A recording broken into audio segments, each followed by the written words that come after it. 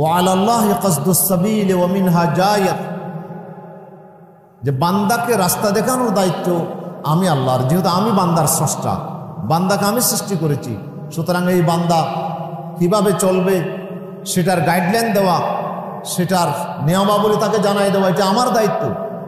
এবং সেই দায়িত্ব আমি আল্লাহ তাআলা যথাযথভাবে পালন করেছি প্রত্যেকটা সৃষ্টির বেলায়, সূর্যের বেলায়, চন্দ্রের বেলায়, আকাশের বেলায়, বাতাসের বেলায়, সাগর, নদী, পাহাড়, পর্বত, আপনার পশু পাখি, সমস্ত সৃষ্টির বেলায় আল্লাহ তাআলা সৃষ্টি করার পরে তাকে ছেড়ে দেয় নাই, তাকে আল্লাহ তাআলা রাস্তা দেখিয়েছেন, সে কিভাবে চলবে সেটার নিয়মাবলী তাকে জানিয়ে দিয়েছেন।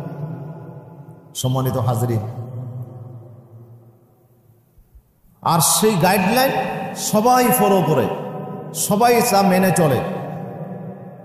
কোনো সৃষ্টি আল্লাহর গাইডলাইনের বাইরে যায় না, যাওয়ার কোনো সুযোগ নাই। আল্লাহ তাকে বাধ্য করেছেন, আমার নিয়মে তোমাকে চলতে হবে। সূর্যকে আল্লাহ আইন ঠিক করে দিয়েছেন কিভাবে চলবে, চন্দ্রকে আইন ঠিক করে দিয়েছেন সে কোন কক্ষপথে চলবে, কিভাবে চলবে। আল্লাহ রাব্বুল আলামিন সাগরের জন্য আইন করেছেন জোয়ার ভাটা হতে হবে, এখানে জোয়ার ভাটা না হওয়ার কোনো সুযোগ নাই, আল্লাহর আইন তাকে মেনে চলতে হবে। সেজন্য আল্লাহ তাআলা বলছেন আফগাইরা দীনিল্লাহি ইয়াবগুন ওয়া লাহু আসলামা মান ফিস সামাওয়াতি ওয়াল আরদি তাওআন ওয়া কারহা ওয়া ইলাইহি ইউরজাউন। মানুষ আল্লাহর বিধান না মেনে কার বিধান মানতে চায়? অথচ আসমান এবং জমিনে যত সৃষ্টি আছে সব সৃষ্টিগুলো আল্লাহর দিয়া ইসলামের বিধান তারা মেনে চলছে। ওয়া লাহু আসলাম, তারা ইসলাম গ্রহণ করেছে, তারা আল্লাহর দিয়া বিধান ইসলামকে তারা মেনে নিয়েছে, আল্লাহর কাছে তারা সারেন্ডার হয়ে গেছে। সমস্ত সৃষ্টি জগৎ তাওআন ওয়া কারহা, ইচ্ছায় এবং অনিচ্ছায় আল্লাহ তাদেরকে বাধ্য করেছেন। কিন্তু দুটা সৃষ্টিকে আল্লাহ বাধ্য করে নাই পরীক্ষা করার জন্য, সেটা হচ্ছে মানুষ এবং জিন্নাত। আল্লাহ তাআলা বিধান দিয়েছেন, কিন্তু সেই বিধান মানার জন্য আল্লাহ বাধ্যতামূলক করে নাই। আল্লাহ তাআলা স্বাধীনতা দিয়েছেন, চাইলে মানতে পারো, ইম্মা শাকিরা ওয়া ইম্মা কাফুরা, তুমি হয় কৃতজ্ঞতা পোষণ করো অথবা তুমি নাফরমানি করো। তুমি মনে রাখবে নাফরমানের শাস্তি কিন্তু ভয়াবহ। কোন সৃষ্টিকে আমি শাস্তি দেব না, যেহেতু তার আমার বিধান মতো চলেছে, এই জন্য কোন সৃষ্টি জাহান্নামে যাবে না, কোন প্রাণী জাহান্নামে যাবে না। ওদেরকে আল্লাহ তাআলা হিসাব কিতাবের পরে কিয়ামতের দিন বলবে যে কুনি তুরাবা, সব মাটি হয়ে যাও, সমস্ত সৃষ্টিগুলো মাটি হয়ে যাবে। কিন্তু সেদিন মানুষ আর জিন্নাত মাটি হওয়ার কোনো সুযোগ নাই। তখন কাফেররা বলবে ইয়া লাইতানি কুনতু তুরাবা, হায় আফসোস, আমি যদি আজকে মাটি হয়ে যেতে পারতাম কতই না ভালো হতো। কিন্তু আল্লাহ তাআলা বলছে না, মাটি হওয়ার সুযোগ নাই, যেহেতু আমি তোমাদেরকে সুযোগ দিয়েছিলাম দুনিয়ার জমিনে, আমার বিধান পাঠিয়েছিলাম, তবে সেটি বাধ্যতামূলক না করার কারণে তোমরা লক্ষ লক্ষ কোটি কোটি মানুষ তোমরা আমার বিধানে নাফরমানি করেছো, আমার আইনকে অবজ্ঞা করেছো, আমার আইনের বিরুদ্ধাচরণ করেছো, সেজন্য আজকে শাস্তি তোমাদের জন্য অনিবার্য। আল্লাহ রাব্বুল আলামিন বিধান দিয়েছেন মানুষের জন্য এবং মানুষকে সম্মান করার জন্য। মানুষের ভিতর থেকে আল্লাহ তাআলা কিছু মানুষকে নবী হিসেবে বাছাই করে তাদের কাছে আল্লাহ বিধান পাঠিয়েছেন। কিন্তু অন্য কোনো সৃষ্টির কাছে আল্লাহ নবী পাঠাই নাই, আল্লাহ সরাসরি তাদের জন্য আইন দিয়েছেন, সে আইন মানাটা তাদের জন্য বাধ্যতামূলক করেছেন। সমস্ত সৃষ্টি ইসলাম মেনে চলে, এই জন্য সবাই শান্তিতে আছে। কিন্তু মানুষ অশান্তির ভিতরে কেন? আল্লাহ বলছেন যহারাল ফাসাদু ফিল বাররি ওয়াল বাহর বিমা কাসাবাত আইদিন নাস। জলের স্তরে যে অশান্তি বিরাজ করছে তার মূল কারণ হচ্ছে মানুষের কর্মফল মানুষ ভোগ করছে। মানুষ আল্লাহর বিধান মতো না চলে, সে যে তার ইচ্ছা মতো চলছে, সে যে তার প্রবৃত্তির কথা মতো চলছে, সে যে অন্য মানুষের অন্য সৃষ্টির কথা মতো চলছে, এই কারণেই মানুষ আজকে অশান্তির ভিতরে নিমজ্জিত। প্রিয় হাজরিন, এই জন্য আল্লাহ সুবহানাহু ওয়া তাআলা মানব জাতিকে আল্লাহ তাআলা স্মরণ করে দিয়েছেন যে আল্লাহ রাব্বুল আলামিন দুনিয়ার প্রথম থেকেই আদম আলাইহিস সালামকে যখন দুনিয়াতে পাঠাচ্ছেন তখনই আল্লাহ তাআলা বলে দিয়েছেন ফাইম্মা ইয়াতিয়ান্নাকুম মিন্নি হুদা ফামান তাবিআ হুদায়া ফালা খাউফুন আলাইহিম ওয়ালা হুম ইয়াহজানুন। আল্লাহ তাআলা বলছেন হে আদম আর হাওয়া, যাও দুনিয়াতে, তবে দুনিয়াতে যাওয়ার পরে আমার পক্ষ থেকে তোমাদের জন্য গাইডলাইন আসবে, আমি পাঠাবো, আমি ফেরেশতার মাধ্যমে তোমাদের কাছে গাইডলাইন পাঠাবো। সেই গাইডলাইন যদি তোমরা ফলো করো, ফালা খাউফুন আলাইহিম ওয়ালা হুম ইয়াহজানুন, কোনো ভয় নাই, কোনো পেরেশানি নাই, তোমাদের জন্য দুনিয়াতেও কোনো অশান্তি হবে না, এবং মরণের পরে তোমাদের জন্য অনন্ত সীমকালের জীবনে আমি তোমাদের জন্য কোনো পেরেশানি তোমাদের জন্য থাকবে না। তোমরা নিশ্চিন্ত জীবন, একটি মুক্ত নিরাপদ জীবন তোমরা লাভ করবে যদি আমার বিধান তোমরা মেনে চলতে পারো। আল্লাহ রাব্বুল আলামিন এই কথা দিয়ে দুনিয়াতে পাঠালেন, এবং সেই ওয়াদা মতো আল্লাহ তাআলা নবীদের কাছে কিছু মানুষকে বাছাই করে নবী বানায়া সেই নবীদের কাছে আল্লাহ ফেরেশতার মাধ্যমে ওহী পাঠালেন, আল্লাহ বিধান পাঠিয়ে দিলেন। আল্লাহর পক্ষ থেকে কি কি কাজ বান্দা করবে আর কি কাজ করবে না, কোন কাজে আল্লাহ সন্তুষ্ট, কোন কাজে আল্লাহ অসন্তুষ্ট, আল্লাহর গাইডলাইন বান্দাকে আল্লাহ তাআলা দিয়েছেন। কিন্তু সেই গাইডলাইনটা পরিপূর্ণ হওয়ার কোনো ঘোষণা আল্লাহ দেয় নাই, কমপ্লিট হওয়ার ঘোষণা কোনো পয়গম্বরকে আল্লাহ তাআলা দেয় নাই।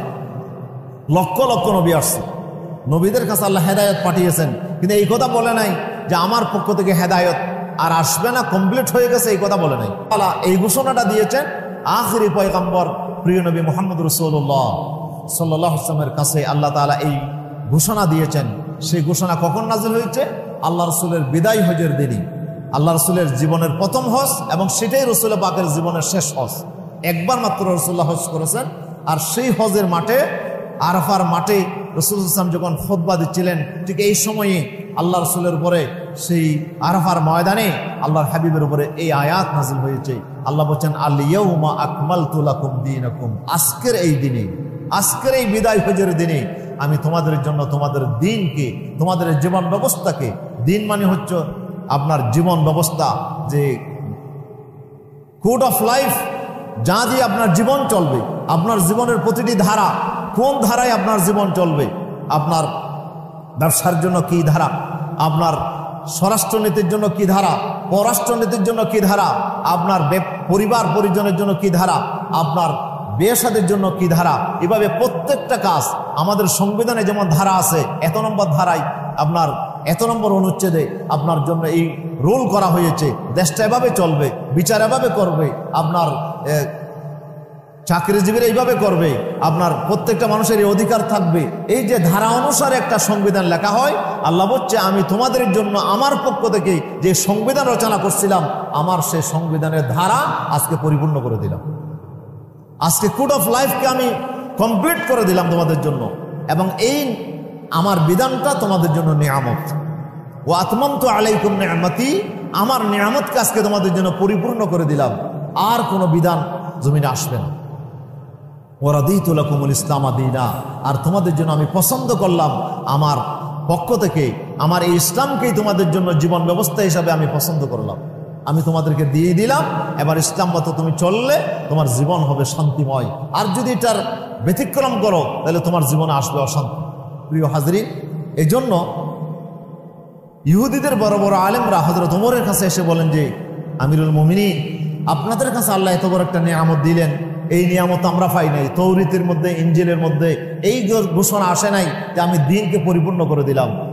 আমরা যদি এই নিয়ামত পাইতাম, সেই দিনটাকে আমরা ঈদের দিন হিসাবে, উৎসবের দিন হিসাবে আমরা পালন করতাম। তো তোমার বলছে আমাদের কাছে তো সেটা উৎসবের দিন হিসাবে আছে। বলে সেটা কোন দিন? বলে সেটা হচ্ছে এই আয়াত নাজিল যে হয়েছে, এটা আমাদের চোখের সামনে নাজিল হয়েছে, আর সেই দিনটা ছিল আরাফার দিন, সেই দিনটা ছিল জুমার বার। সুবহানাল্লাহ, জুমাবার হচ্ছে সপ্তাহের সবচেয়ে বড় দিন, আর আরাফার দিন হচ্ছে বছরের ভিতরে শ্রেষ্ঠ দিন, হচ্ছে আরাফার দিন, যে ইয়ৌমে আরাফা, এটাকে আল্লাহ তাআলা আমাদের জন্য উৎসবের দিন হিসাবে আল্লাহ তাআলা ঘোষণা দিয়েছেন। আল্লাহ রাসূল বলেছেন, ইয়ৌমু আরাফাতা ওয়া ইয়ৌমুন নাহার ওয়া ইয়ামুত তাশরীক জাআলানা আল্লাহু হাযিহিল আইয়াম লানা ঈদা।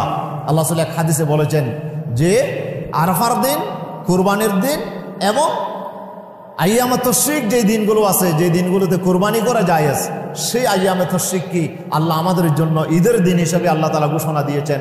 আইয়ামু আকলিন ওয়া শুরবিন ওয়া বিআল, এই দিনের মধ্যে আমরা খাওয়া দাওয়া করব, ফুর্তি করব, আনন্দ করব। আল্লাহ তাআলা এই দিনের মধ্যে রোজা রাখাকে আল্লাহ হারাম করে দিয়েছেন। তাহলে হাজিরা আরাফার দিনে রোজা রাখে না, তবে হজে যারা যাবে না তাদের জন্য রাসূল সাল্লাল্লাহু আলাইহি ওয়াসাল্লাম এই দিনটাকে রোজা রাখার জন্য ফজিলত ঘোষণা করেছেন। এই দিন ছাড়া বাকি দিনগুলো আমরা খাওয়া দাওয়ার মধ্যে কাটাবো, কিন্তু আরাফার দিন আমরা রোজা রাখবো যারা হজের ময়দানে যাব না। আর যারা হজের ময়দানে যায় তাদের জন্য এই দিন রোজা রাখা মাকরুহ। এই দিন তারা রোজা রাখলে মকরু হবে, তবে কেউ যদি রেখে দেয় তাহলে এটা মকরু সহকারে এটা জায়েজ বা এটা হারাম হবে না, তবে মকরু গুনাহ হবে তার, যেহেতু আল্লাহ তাআলা তার জন্য মুক্ত করে দিয়েছেন এই দিনটা।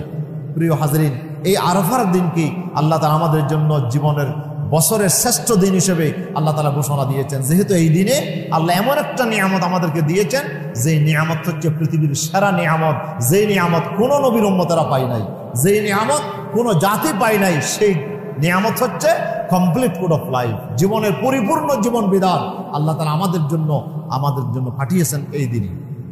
এই আয়াত নাজিল হওয়ার পরে রাসূল সাল্লাল্লাহু আলাইহি ওয়াসাল্লাম মাত্র আপনার অল্প দিন হজের সফর থেকে এসে মুহররম সফর, রবিউল আউয়ালের 12 তারিখ আল্লাহ রাসূলের ইন্তেকাল হয়ে গেছে। তাহলে এই অল্প দিন মাত্র 2 থেকে 3 মাস সময় রাসূলুল্লাহ ছিলেন, কিন্তু এই 3 মাসের ভিতরে কোনো আইনের আয়াত নাজিল হয় নাই, কোনো বিধান সংক্রান্ত কোনো আয়াত আর নাজিল হয় নাই, এবং আল্লাহ তাআলা কিছু আখিরাতমুখী আয়াত নাজিল করেছেন। আল্লাহ বলেছেন ওয়াত্তাকু ইয়াওমান লা তুরজাউনা ফীহি ইলাল্লাহ, তোমরা ওই দিনকে ভয় করো যেই দিন আল্লাহর কাছে তোমাদেরকে ফিরে যেতে হবে, এবং যেই দিন তুওয়াফা কুল্লু নাফসিম মা কাসাবাত ওয়া হুম লা ইউজলামুন, তোমাদের প্রত্যেকের আমলের পরিপূর্ণ বদলা তোমাদেরকে দেওয়া হবে, সেই দিন তোমাদের প্রতি জুলুম করা হবে না। এই আয়াতটা হচ্ছে সর্বশেষ নাজিলকৃত আয়াত রাসূল পাক সাল্লাল্লাহু আলাইহি ওয়াসাল্লামের উপরে। এই ধরনের কিছু নসিহতমূলক আয়াত আল্লাহ তাআলা নাজিল করেছেন, কিন্তু আইন সংক্রান্ত বিধান সংক্রান্ত কোনো আয়াত এই আয়াতের পর আর আসে নাই। তাহলে বিধান নাজিল করা আল্লাহ তাআলা কমপ্লিট করে দিয়েছেন। এখন কি আমাদের জন্য আর কোনো মানুষের কাছে, আর কোনো জাতির কাছে আমাদেরকে ধর্ণা দিতে হবে যে আমরা পরিবার কেমনে চালাবো, রাষ্ট্র কেমনে চালাবো, আমার দেশ কেমনে চলবে, এটার জন্য তোমাদের কাছে কি আইন আছে আমাদেরকে একটু দাও, আমরা সেটা ফলো করব? নাউজুবিল্লাহ, এই ধরনের কি কোনো আবেদন করার কোনো সুযোগ কি মুসলমানের আছে? কিন্তু নাই। না থাকার পরেও কিন্তু আমরাই শতকরা 92% মুসলমানের এই দেশে আমাদের পক্ষ থেকে ডেলিগেশন গেছিল। এই দেশ স্বাধীন হওয়ার পরে 16 ডিসেম্বর যখন দেশ স্বাধীনতা লাভ করলো 71-এর, তখন আপনার একটা ডেলিগেশন গেল ভারতে। সেখানে 1 বছর থেকে 72-এ তারা একটি সংবিধান রচনা করলো। ভারতের প্রেসক্রিপশন নিয়ে তারা বাংলাদেশের উপর একটি আপনার কুফরি সংবিধান তারা বাংলাদেশের মুসলমানদের উপর চাপাই দিল। এই 72-এর সংবিধান, যার সাথে ইসলামের কোনো সম্পর্ক নাই, কোরআনের কোনো সম্পর্ক নাই, দ্বীনের কোনো সম্পর্ক নাই, বরঞ্চ সংবিধান থেকে বিসমিল্লাহ পর্যন্ত তুলে দেওয়া হয়েছে, আল্লাহর নাম পর্যন্ত তুলে দেওয়া হয়েছে, এবং এই সংবিধানের মধ্যে 4টা মূলনীতি গ্রহণ করা হয়েছে। সেই 4 মূলনীতির ভিতরে ইসলাম নাই। সমাজতন্ত্র, পুঁজিবাদ, আপনার ধর্মনিরপেক্ষতাবাদ, বাঙালি জাতীয়তাবাদ, এই ধরনের আপনার কুফরি কিছু মতবাদ দিয়ে বাংলাদেশের সংবিধান রচনা করা হয়েছে। এই সংবিধান দিয়ে আমরা 53 বছর চলেছি, যার কারণে এই সংবিধানের কারণেই ফেসিবাদের উত্থান হয়েছে, বাংলাদেশে জালিমদের উত্থান হয়েছে।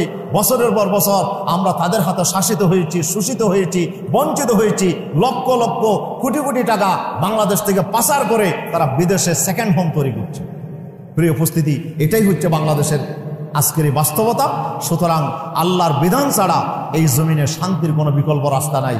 আমরা আমাদের দেশের সন্তানেরা লক্ষ লক্ষ মানুষ এখানে রক্ত দিয়েছে, জীবন দিয়েছে এই দেশের একটু শান্তির জন্য, কিন্তু আমরা তো সেই শান্তি পেলাম না। কারণ হচ্ছে আমরা ইসলামের কাছে আমরা যাই নাই। আমরা 72-এর সংবিধানকে এখন কেউ কেউ মনে করছে 72-এর সংবিধানে যা আছে এটা আমাদের জন্য ফরজ, খামোখা মানতে হবে, এটার লাইন বাই লাইন আমাদেরকে অনুসরণ করতে হবে। 72-এর সংবিধানে যে জাতীয় সঙ্গীত দিয়েছে এটা না পড়লে আমাদের এমনার 14 গোষ্ঠী নরকে যাবে, এমন একটা অবস্থা। কি যে একটা আপনার অবস্থা শুরু হয়ে গেছে বাংলাদেশে। 72-এর সংবিধানের কি দরদ, কি মুহাব্বত, কি ভালোবাসা নাস্তিকদের মতো আজকে মুসলমানরা শুরু করেছে, অথচ এই সংবিধানের সাথে ইসলামের কোনো সম্পর্ক নাই। সেজন্য একজন মুসলমানের দায়িত্ব হচ্ছে আমরা আজকের এই আরাফার দিনে আল্লাহ যে নিয়ামত আমাদেরকে দিয়েছেন, আল-ইয়াউমা আকমালতু লাকুম দীনাকুম ওয়া আতমামতু আলাইকুম নি'মাতি ওয়া রাদিতু লাকুমুল ইসলামা দীনা। রবিউল আউয়াল মাস আসলে আমাদের নেতা নেত্রীরা কিন্তু বাণী দেয়, আর বাণীতে বলে ইসলাম পূর্ণাঙ্গ জীবন ব্যবস্থা। বলে মুখে ইসলাম পূর্ণাঙ্গ জীবন ব্যবস্থা, তো পূর্ণাঙ্গ হইল কি করে? যদি ইসলাম মতো যদি আদালত না চলে, ইসলাম মতো যদি বিচার ফায়সালা না চলে, ইসলামের বিধান মতো যদি ব্যবসা বাণিজ্য না চলে, স্বরাষ্ট্রনীতি পররাষ্ট্রনীতি ইসলাম মতো না চলে, তো ইসলাম পূর্ণাঙ্গ জীবন ব্যবস্থা হইল কি করে? ইসলাম শুধু নামাজ পড়ার জন্য আসছে? শুধু আমার ব্যক্তিগত ইবাদত বন্দেগীর জন্য ইসলাম আসছে?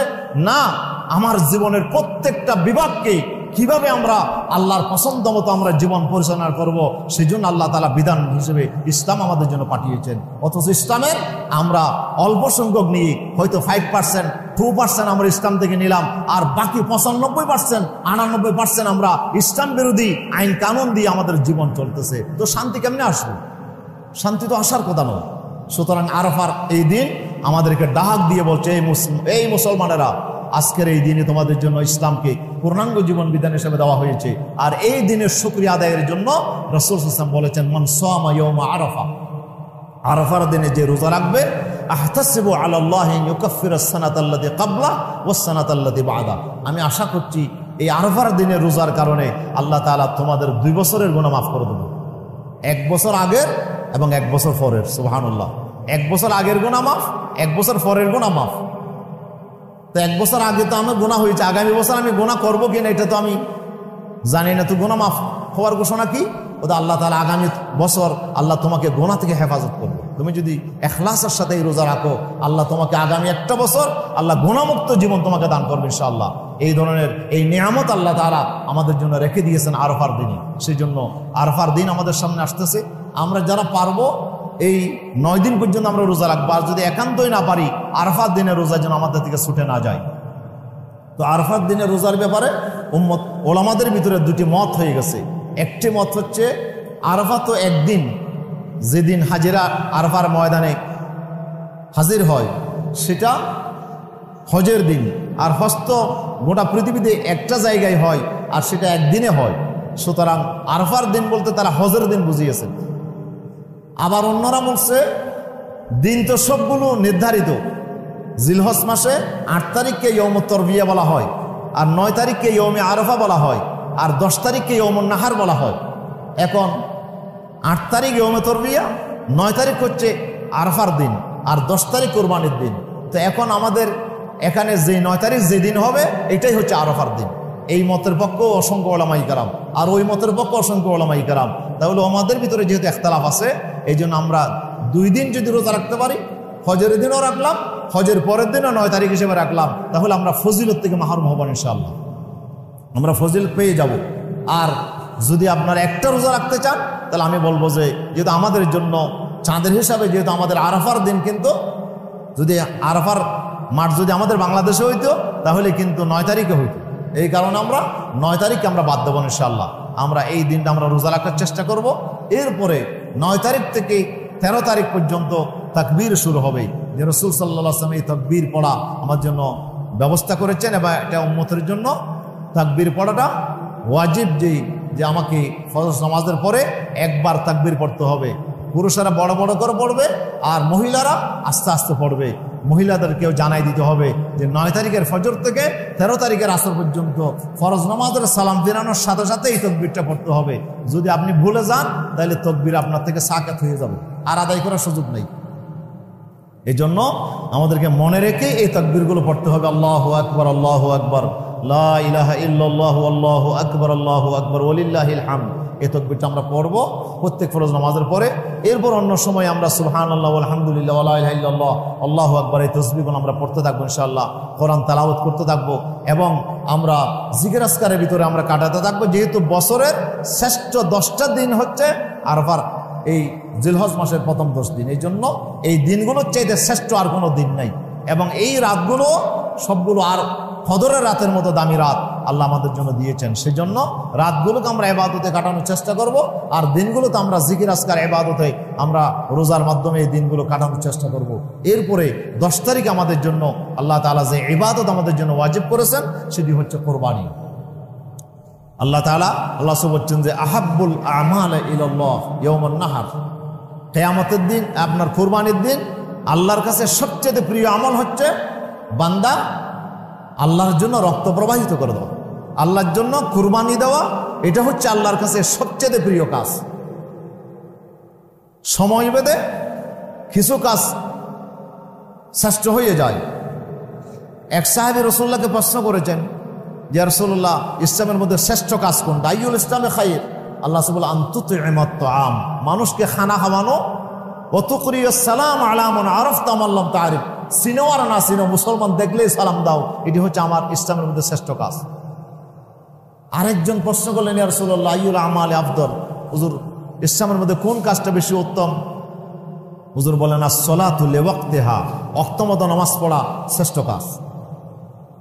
আরেক হাদিসে রাসূলুল্লাহ বলেন যে ঈমানুম বিল্লাহ, শ্রেষ্ঠ কাজ হচ্ছে আল্লাহর প্রতি ঈমান আনা, এবং সুম্মাল জিহাদু ফি সাবিলিল্লাহ, এরপরে জিহাদ ফি সাবিলিল্লাহ, এরপরে হজ্জুম মাবরুর। এক এক হাদিসে রাসূলুল্লাহ এক একটা আমলকে শ্রেষ্ঠ আমল বলেছেন। কারণ কি? কারণ হচ্ছে সময় অনুপাতে এবং ব্যক্তি অনুপাতে আমলের তারতম্য হয়ে যায়। সময় যদি জিহাদের কোনো মৌসুম চলে, ইবাদতের কোনো মৌসুম চলে, তখন এই মৌসুমটা তো আর আসবে না, সেজন্য এই সময় এই কাজটা আমাদেরকে প্রায়োরিটি দিয়ে করতে হবে। সেজন্য রাসূল সাল্লাল্লাহু আলাইহি ওয়াসাল্লাম যে সাহাবীর ভিতরে দেখলেন যে সে একটু কৃপণতা করে, মানুষকে খাওয়াতে চায় না, অন্য সব ঠিক আছে কিন্তু মানুষকে খানা খাওয়াতে চায় না, সেই লোকটা যখন জিজ্ঞেস করলো, হুজুর কোন কাজটা বেশি উত্তম? হুজুর বলেন, খানা খাওয়ানো উত্তম, মানুষকে খানা খাওয়া এটা হলো তোমার জন্য উত্তম। আরেক সাহাবী প্রশ্ন করলো যে ইয়া রাসূলুল্লাহ কোন কাজটা উত্তম? তার ভিতরে হুজুর দেখলেন যে সে নামাজের ব্যাপারে একটু গাফেল, নামাজকে প্রথম সময় এসে পড়ে না, নামাজকে অক্তমত আদায় করে না। রাসূলুল্লাহ বললেন যে অক্তমত নামাজ পড়াটাই শ্রেষ্ঠ আমল, যাও।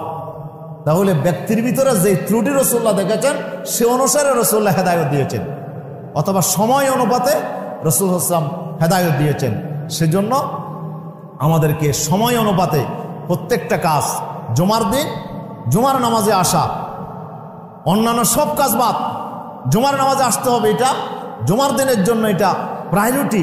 আল্লাহ বলছে, ইজা নুদিয়া লিস-সালাতি মিন ইয়াউমিল জুমআ ফাসাউ ইলা যিকরিল্লাহ, আযান শোনার সাথে সাথে নামাজের জিকিরের দিকে দৌড়াও, খুতবা শোনার জন্য দৌড়াও, কোরআনের আলোচনা শোনার জন্য তুমি দৌড়াও।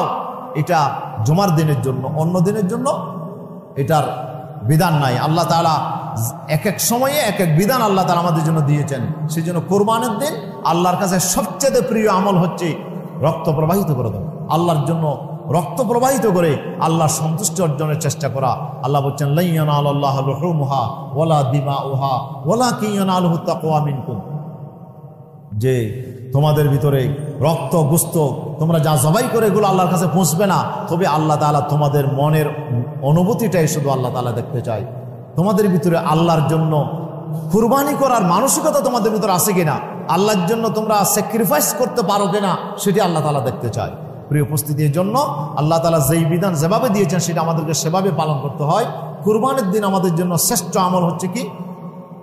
আপনার রক্ত প্রবাহিত করে দেওয়া, সেই পশু কুরবানি দেওয়া, যে বিধানটা আল্লাহ তাআলা ইব্রাহিম আলাইহিস সালাম থেকে আমাদের জন্য সুন্নাহ হিসেবে করেছেন, এই বিধানটা আমাদেরকে পালন করতে হবে। তাহলে কুরবানি এক্ষেত্রে দুটি মত আছে। একটি মত হচ্ছে কুরবানি ওয়াজিব, আমাদের হানাফি মযহাব মতে কুরবানি করা ওয়াজিব, যেহেতু রাসূল সাল্লাল্লাহু আলাইহি ওয়াসাল্লাম আকামান নবী সাল্লাল্লাহু আলাইহি ওয়াসাল্লাম বিল মদিনাতে 10 সিনিনা ইউদাহি, যে আল্লাহ রাসূল 10 বছর রাসূল সাল্লাল্লাহু আলাইহি ওয়াসাল্লাম মদিনা শরীফে ছিলেন, আর 10 বছরে তিনি কুরবানি করেছেন, কোন বছর রাসূলুল্লাহ কুরবানি ছাড়া বাদ দেন নাই। তাহলে এই কুরবানিটা রাসূলুল্লাহর দাইমি আমল, সেজন্য এই আমলটা উম্মতের জন্য ওয়াজিব। তার কারণ কি? আল্লাহ রাসূল বলেছেন, মান ওয়াজাদা সাআতান ওয়া লাম ইউদাহি ফালা ইয়াকরুবান্না মুসাল্লানা, হুজুর বলেছেন যে সামর্থ্য থাকা সত্ত্বেও কুরবানি করলো না, সেজন্য আমার ঈদগাহের কাছে না আসে, তার আনন্দ উদযাপনের কোনো অধিকার নাই। তাহলে এই হাদিস দ্বারা কুরবানি করাটাকে হানাফি মযহাবে ওয়াজিব সাব্যস্ত করা হয়েছে, কুরবানি ওয়াজিব। কিন্তু আর কিছু আলেমরা বলছে কুরবানি করা সুন্নত। কারণ কি? রাসূলুল্লাহর একটা হাদিস, হুজুর বলেছেন, ইজা রাআইতুমুল হিলালা,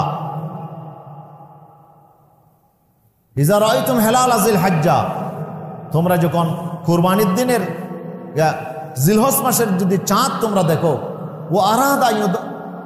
ও আরাদা আহাদুম মিনকুম আন ইউদাহিয়া, তোমাদের কেউ যদি কুরবানি করার ইচ্ছে করে, ফালা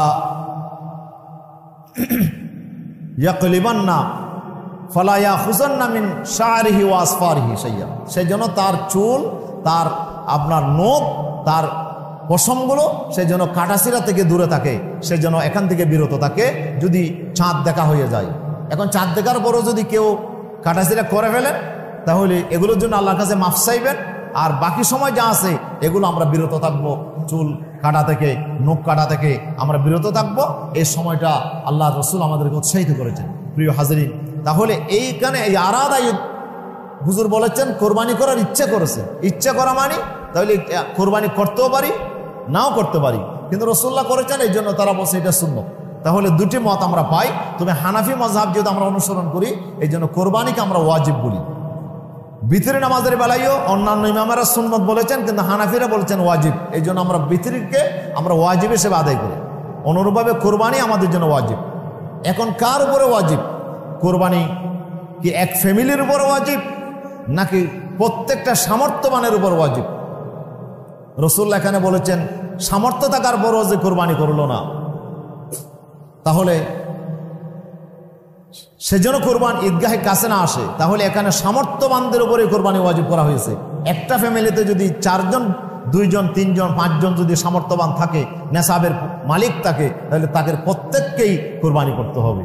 স্বামীকেও করতে হবে, স্ত্রীকেও করতে হবে। যদি স্ত্রীর কাছে স্বর্ণ আছে, টাকা পয়সা আছে, সেও নেশাবের মালিক, স্বামীও নেশাবের মালিক, তাহলে দুজনকে কোরবানি দিতে হবে হানাফি মাযহাব মতে। এখানে এক ফ্যামিলিতে একটা দিলে আদায় হবে না।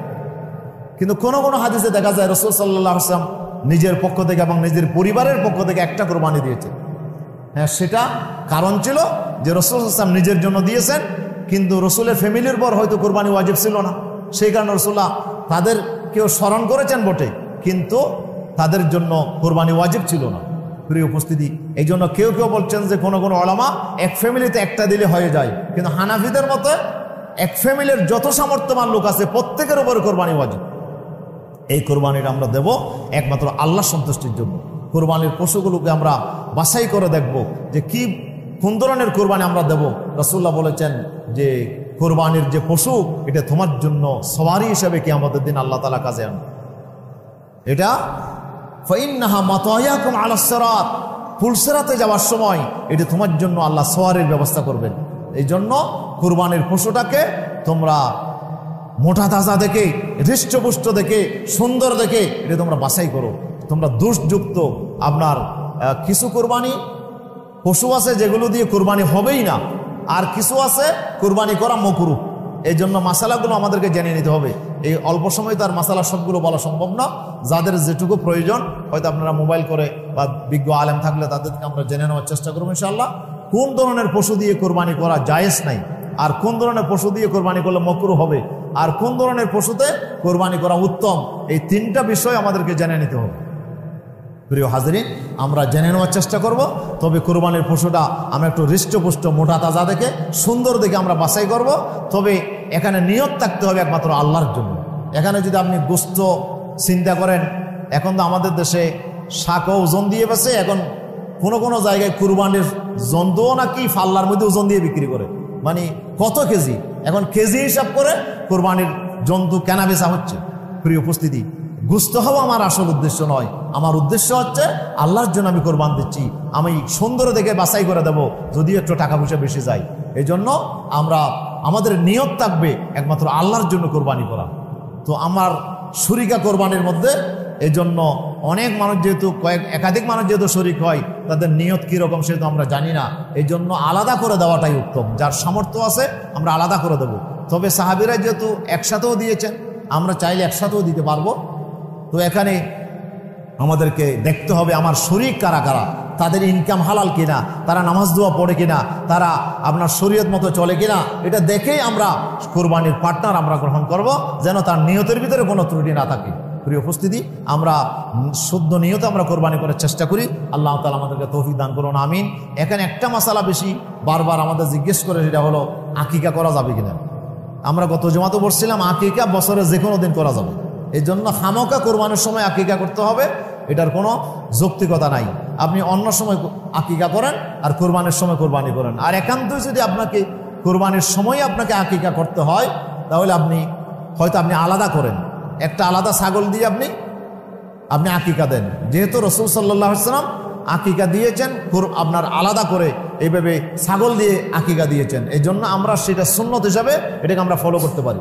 হ্যাঁ, আপনি যদি গরুর মধ্যে যদি ভাগ নিতে চান, হানাফি মাযহাব মতে একটা জায়েজ হবে, যেহেতু এটাও ইবাদত ওইটাও ইবাদত, দুটোটাই ইবাদত। এই হিসাবে একটা পশুতে আমরা ইবাদতের জন্য, যেহেতু আমরা এটাকে আল্লাহ সন্তুষ্টির জন্য জবাই করছি, কুরবানিও আল্লাহর জন্য, আকিকাও আল্লাহর জন্য, এই কারণে দুটোটা একই পশুতে করাটা এটা হানাফিরা জায়েজ বলেছেন, সেজন্য এটা জায়েজ হবে, এটা সুন্নত নয়, মনে রাখতে হবে। আকিকা আলাদা করে ছাগল দিয়ে বকরি দিয়ে আপনি দেওয়াটা এটা সুন্নত, কিন্তু যদি গরুর মধ্যে মোষের মধ্যে আপনি একটা ভাগ নেন তাহলেও আকিকা আদায় হয়ে যাবে, তবে সেটা সুন্নত নয়। আমি সুন্নতের সওয়াব পাবো না, তবে আকিকা আদায় হয়ে যাবে। এটা আমাদেরকে এই পার্থক্যটা মনে রাখতে হবে। আল্লাহ সুবহানাহু ওয়া তাআলা আমাদেরকে যথার্থভাবে আল্লাহ তাআলা আমাদেরকে কোরবানির পশু বাছাই করার এবং সেটাকে আল্লাহর জন্য কোরবানি দেওয়ার আল্লাহ আমাদের তৌফিক দান করুন, আমিন। যাদের সামর্থ্য নাই তারা যদি কষ্ট করে হলেও যদি কোরবানি দেন, তাহলে আপনার সারা জীবন আপনার আয় রোজগারে আপনি অভাবে পড়বেন না ইনশাআল্লাহ। আপনি কারো কাছে আপনাকে হাত পাততে হবে না, আপনি অবশ্যই এর বরকত আপনি পাবেন, দুনিয়াতেও পাবেন, আখিরাতেও পাবেন ইনশাআল্লাহ। এই জন্য আমরা চেষ্টা করব কুরবানিতে শরীক হওয়ার জন্য। আল্লাহ আমাদের তৌফিক দান করুন, আমিন। সবাইকে ধন্যবাদ জানিয়ে কথা শেষ করছি। হাজামা।